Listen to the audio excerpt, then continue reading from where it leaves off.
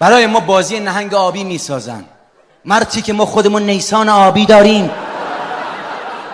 اندازه نصف جمعیت روسیه کشته گرفته تا حالا از ما.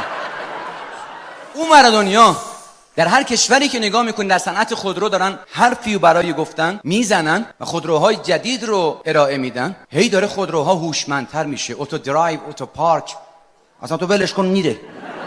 حتی بعضی از این خودروها آینش سنسور خواب داره، چشات میره رو هم میگه میخواد بخوابی، نو پرابلم، سرعت رو کم میکنه، راهنما میزنه بغل جاده میگه بخواب. تا این حد. اون وقت ما به درجه از عرفان رسیدن خودروسازهای داخلی که در آینده میری در کارخونه خودشون مواد اولیه میدن، میگن برو هر چی دلت میخواد بساز، وانتش هم خاصی بساز، از عدد 111 گرفته تا 124 رو زده، هر چی بذار روش برو.